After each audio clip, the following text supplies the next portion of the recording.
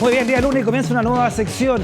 Había quedado lanzada la idea la semana pasada, le dijimos, Emiliano, tienes que ser panelista de este escenario del poder y contarnos desde tu mirada también lo que está ocurriendo en nuestro sistema judicial, lo que está ocurriendo en Chile en general, ¿no? Y Emiliano dijo, ya, ok, hagamos la sección y hoy comienza entonces nuestro nuevo panelista fiscal regional también, don Emiliano Arias. ¿Cómo está? Bastante bien y muchas gracias por la invitación. Sí, es interesante la propuesta y el fundamento que me dijiste me quedó dando vuelta. Sí. El rol que tienen que tener los fiscales también para dar a conocer los delitos. Sí, porque... Y además que lo recoge Naciones Unidas. En los protocolos de las funciones que deben cumplir los fiscales, precisamente una de ellas es esta, dar a conocer a la población. Sí, sí, los fiscales tienen que hacer sí. Bueno, lo hablamos la semana pasada, como te decía, y hay mucha gente nos ha agradecido, Emiliano, tu presencia acá, porque también han aprendido como ciudadanos de lo que es precisamente eso, ¿no? ¿Qué es un sistema judicial? ¿Por qué tenemos que estar al tanto de la labor, por ejemplo, de nuestros fiscales? La labor que tienen que cumplir es clave, precisamente la repartición de justicia, ¿no? Por supuesto. No, por supuesto, es clave en el funcionamiento adecuado del Estado de Derecho, ¿no? Sin duda. Ya. Entonces, comencemos a analizar la actualidad. Comencemos con una noticia que nos sacudió esta mañana. Sí. Al momento que nosotros estamos grabando, se sigue desarrollando, ¿no? No se saben todavía nuevos antecedentes que tiene que ver con lo siguiente, Emiliano. Delincuentes engañaron a personal del ejército para robar 56 armas. Esto fue, como te decía, amaneciendo el día de hoy. Lo trae Cooperativa y dice que la acción fue en el Instituto de Investigación y Control del Ejército, donde llega el armamento una vez que ingresa al país para el registro del ADN balístico y el número de la serie. Los responsables actuaron en el horario en que realizan entregas de armas y se estableció que el robo se registró sin ingreso a las dependencias ni uso de la fuerza. Incluso se robaron armas de la caja fuerte del oficial a cargo de esto. Mira, de verdad es gravísimo porque demuestra una falta absoluta de control en la entrega de armas. Ya, eso es gravísimo. Pero lo más grave de todo, si te fijas y si la noticia se encuentra en lo cierto, estas armas son un lujo para una organización criminal, por cuanto son armas totalmente blanqueadas. Si a uno se le pone el número de serie ni lo que se denomina el ADN del arma, luego esta yo la puedo utilizar y cómo la vas a relacionar con alguien. Estas son armas que entran a Chile para que les den un número de serie, para que la hagan ingresar de manera legal. Estas armas no existen para el Estado chileno. Entonces, por supuesto. Entonces luego, si se cometen delitos con estas armas, va a ser el doble de difícil pesquisar precisamente con cuál arma se cometió. Y sin duda, digamos, y sin temor a equivocarme, evidentemente esto se trata de un robo por encargo. No es una casualidad de que alguien vaya pasando por ahí y diga, mira, voy a tratar de engañar a estas personas para robar. Aquí necesariamente hubo una planificación para cometer el robo. Se sabía qué tipo de armas eran y nadie razonablemente va a decir me voy a llevar 50 armas y las voy a guardar y voy a empezar a distribuirlas ahora. Es ilógico. Lo más lógico sería que esto haya sido consecuencia de un encargo de esta gran cantidad de armas. Es un arsenal. Dice ahí que no tiene el ADN balístico. ¿Qué es el ADN balístico? ¿Por qué es tan importante? Para poder identificar luego el arma si utilizada en algún ilícito. Por ejemplo, cada arma tiene un ADN que fundamentalmente, si yo disparo con un arma, una bala, digamos, luego todas las estrías, todas las marcas que quedan en esa bala, que yo puedo levantar desde todo el suceso, yo puedo compararla y saber de qué arma proviene. ¿Deja una huella la bala? Deja una huella. Es como la huella digital. Es como la huella digital. Ya. Deja una bala única. De manera que, imagínate, para una asociación criminal, el valor que tienen estas armas. Oye, espérate, no tienen ADN entonces y no tienen serie. Claro. O sea, como tú decías, Emiliano, cualquier atentado que se produzca puede quedar en la impunidad porque no se sabe qué... O sea, si ya es difícil, imagínate pesquisar un arma común y corriente, en esta se hace casi imposible. Y de verdad, sobre todo en la actual situación que se encuentra en nuestro país, con un aumento de los homicidios, y no solo de cualquier homicidio, sino con un aumento de los homicidios con arma de fuego, esto es realmente relevante. Mira, sin ir más lejos, hay una cifra que dio el fiscal regional de Iquique, que es don Raúl Arancibia, que en la cuenta pública de este año dijo que los homicidios en su zona habían aumentado un 143%. La Asociación de Fiscales dijo que existió un aumento en los últimos 10 años de los homicidios de casi el doble. La tasa del 2,6 por cada 100.000 habitantes aumentó a 5,7. No, increíble. Se están aumentando los homicidios, sobre todo con armas de fuego, y nos encontramos con esta notición. Ya. En consecuencia, podría darnos, son luces, son ciertos síntomas a los cuales debemos estar Ya atentos. vamos a hablar, son tintos, porque tú me hablabas ayer como el narcotráfico también ya está, hay una presencia importante en Chile, pero para seguir terminar con esta idea, quien tuiteó también al respecto haciendo valer sus sospechas sobre este tema, fue precisamente un ex colega tuyo que trabajaste de cerca con Carlos Gajardo, ex fiscal, ¿no? Y dicen, manda este tuit, ¿no? Dice, hecho aislado no es, y pone, por ejemplo, este robo, ¿no? Investigan robo de decenas de armas desde las dependencias del Ejército de Chile. Luego pasa al segundo, dice, divulgan audio en que el jefe del Ejército dice que oficiales venden armas a narco. Esto fue hace tiempo, esto fue el 22 de noviembre del año pasado, y luego lo liga con que la Fiscalía suma 9 imputados en caso de tráfico de armas en el Ejército chileno. Esto fue el 2018. Para el fiscal Gajardo, ex fiscal Gajardo, podría haber una correlación ya de datos acá, ¿no? En esto que dice él, de esto no es aislado, ¿no? Sí, no, por supuesto, es bastante acertado el tuit de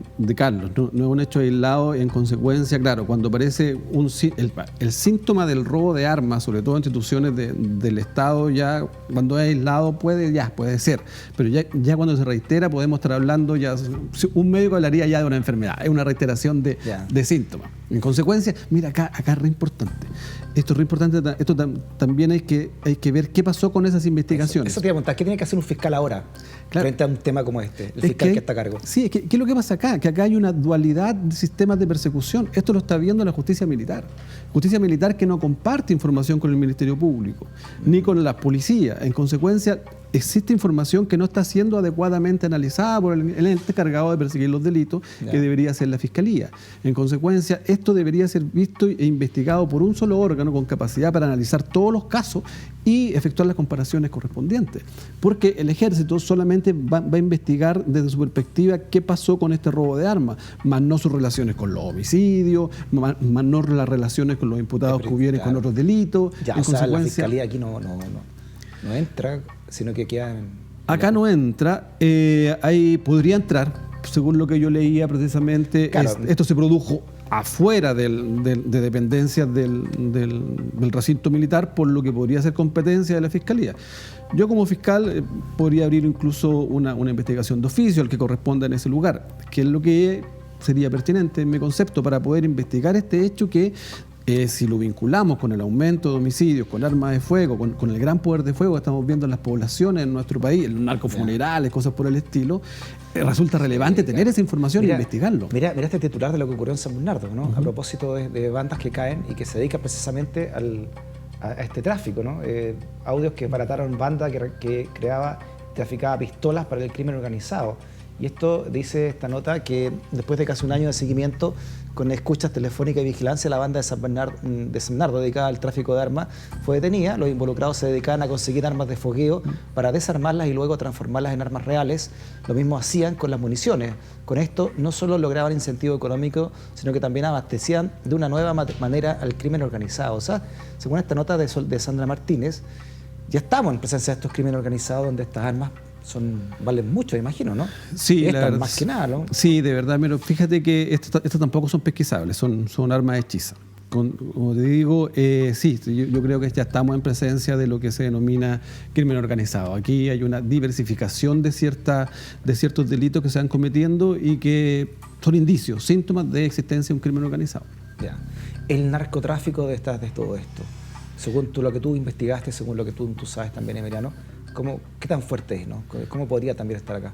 A ver, mira, quizás sería bueno entender qué es lo que es un crimen organizado.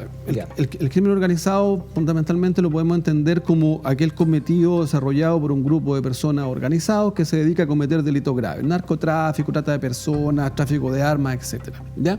Y que lo que busca, y aquí es lo importante, lo que busca el crimen organizado, su finalidad precisamente es obtener riqueza para poder, en definitiva, seguir subsistiendo.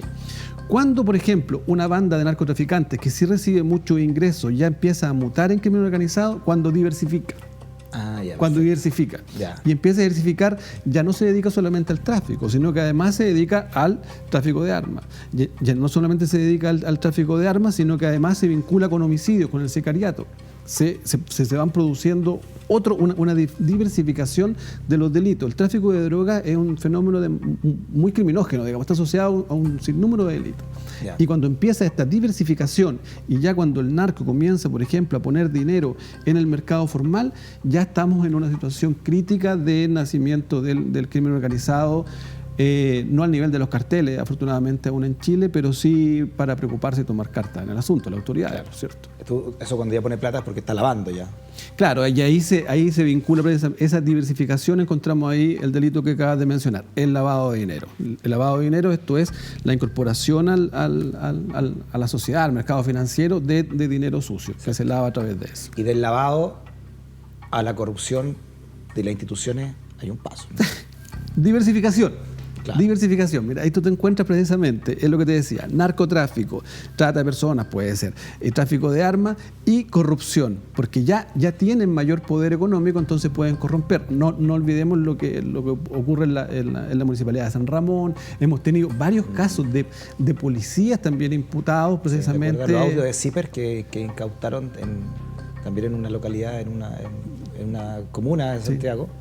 Donde se comunicaba, claro, con los narcotraficantes este policía. Por supuesto, yo, pues, sin ir más lejos, yo llevé un juicio, hace 8 meses, en un juicio contra un grupo de 9 policías precisamente que fueron condenados por estos hechos. Entonces te digo, ya son demasiados síntomas como para hacer la vista gorda y decir que en Chile no hay crimen organizado. Existe el crimen organizado porque ya encontramos todos estos síntomas que hemos ido descubriendo en la conversación. Sí.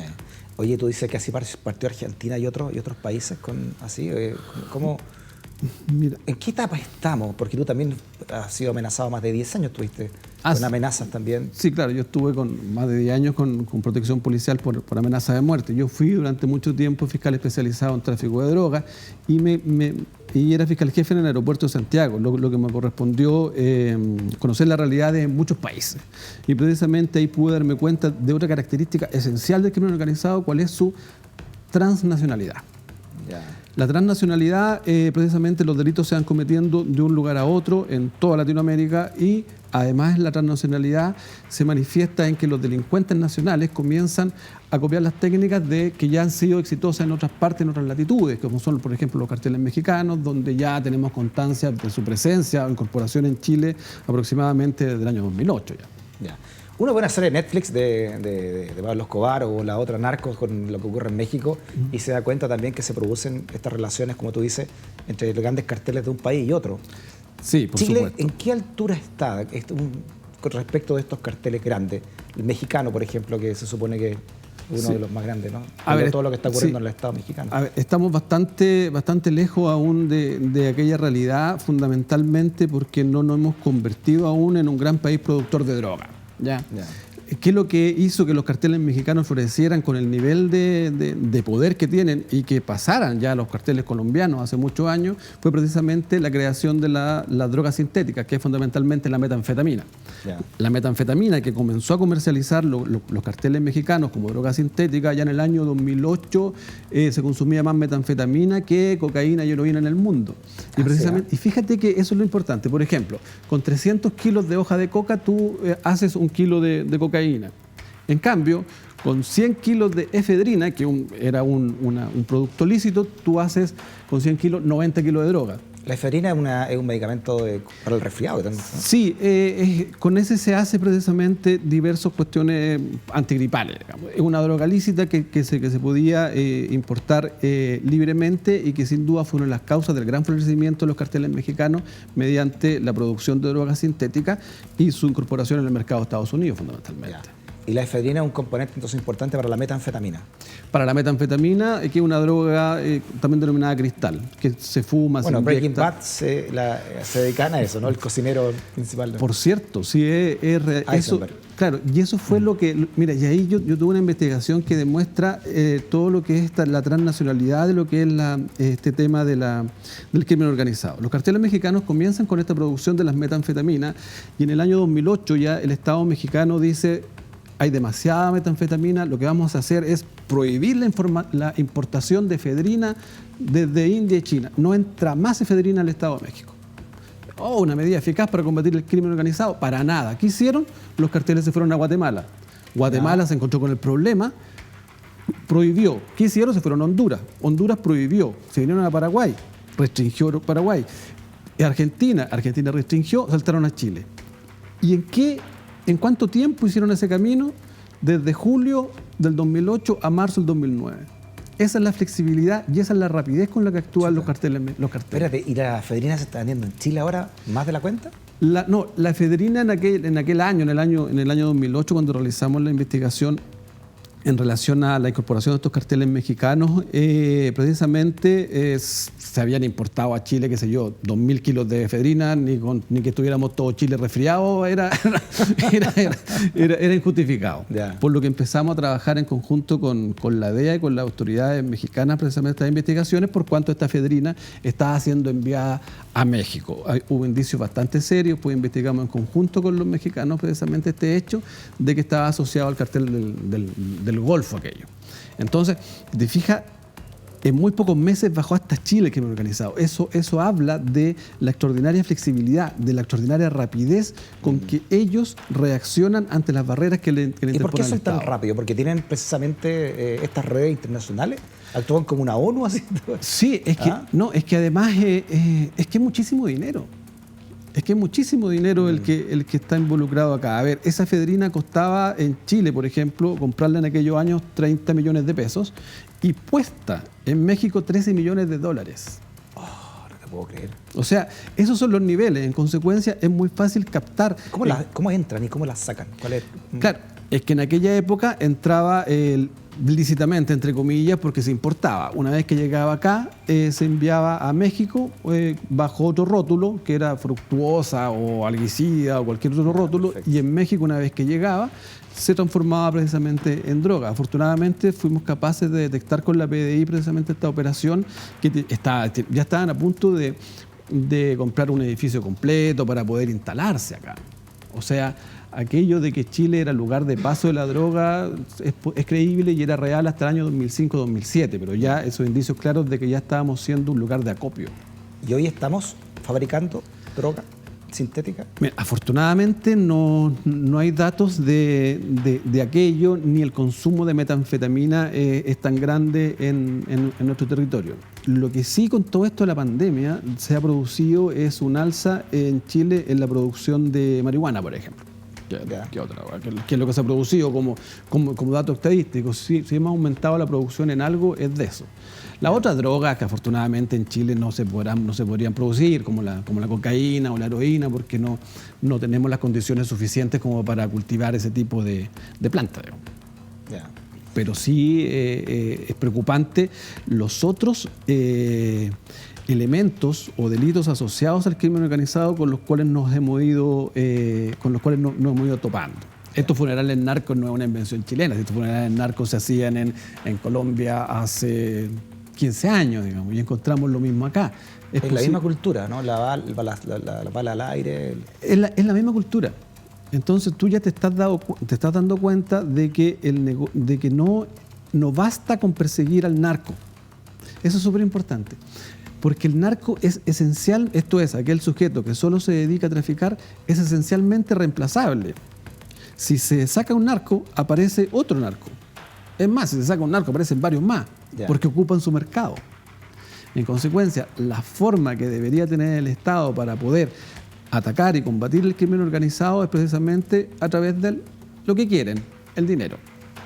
Emiliano, ¿y las policías están lo suficientemente coordinadas a nivel latinoamericano? Tú trabajaste en Argentina y en otros países respecto de esto. Sí.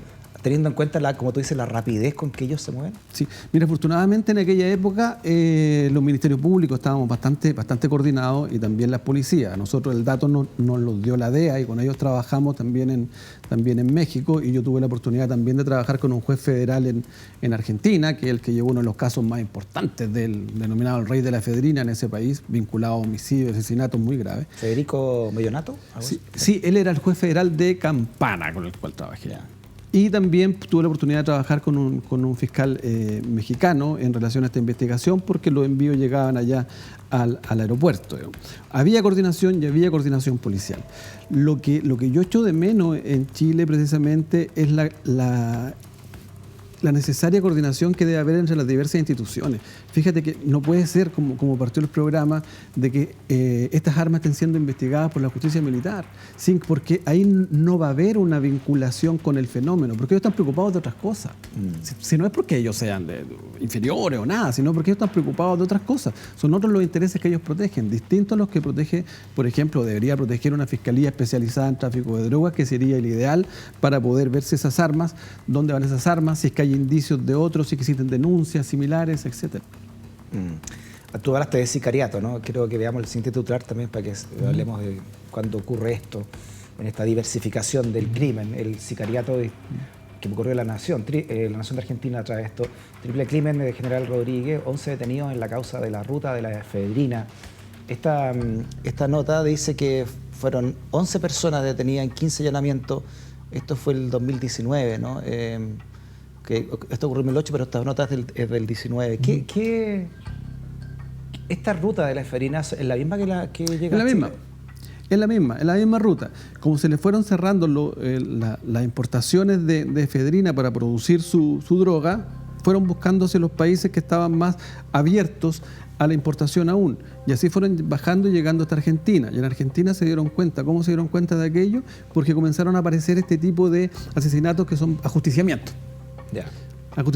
Tres ajusticiamientos propios de los carteles mexicanos. Pelean entre bandas, digamos. Claro, lo que uno en la serie está. Y en Chile también ha habido ya varios crímenes que no estábamos acostumbrados a ver, ¿no? es que para allá va. En Argentina precisamente vieron ese hecho, los sujetos estaban amarrados de pies y manos y ajusticiados. Y luego surge precisamente este tema de que estaban vinculados a carteles mexicanos y en esta droga que era la droga sintética. Si en Chile ya estamos viendo precisamente ajusticiamientos, casos de sicariato, la verdad que es para preocuparse y tomar carta en el asunto, porque lo que sí ya estamos viendo es un aumento de los homicidios. Sí. Mira, y fíjate qué importante es la coordinación también con la autoridad política, porque hace poco, cuando la Fiscalía decía que hubo un aumento de los homicidios, cuando se constató aquello, aparece el gobierno diciendo que habían disminuido. Disminuyen los homicidios en el periodo 2020-2021. Claro, toma el periodo 2010, toma un periodo más largo. Te das cuenta que son ciertos titulares, claro, para quedar bien como la... Sí, la tendencia es importante, ¿no? Es la tendencia. Año, ¿no? Es lo mismo que me pasó a mí en aquella época cuando descubrimos aquella incursión. En aquella época el director del EPDI, también la autoridad política, dijo no hay ninguna prueba de que estén vinculados carteles mexicanos y que seamos acopio. ¿Para qué? Reconozcamos la realidad. Solamente reconociendo la realidad y trabajando de manera coordinada con la autoridad política y otras autoridades vamos a poder controlar estos fenómenos tan complejos, porque ya sabemos cómo actúan de rápido. Sí. Teniendo en cuenta que según cifras oficiales el 56% más o menos de los homicidios en Chile están siendo con armas de fuego, 53%. Sí. Es más de la mitad, digamos, es porque hay un flanco abierto y ahora con este robo queda mucho más sospecha, porque ¿cómo puede ser entonces?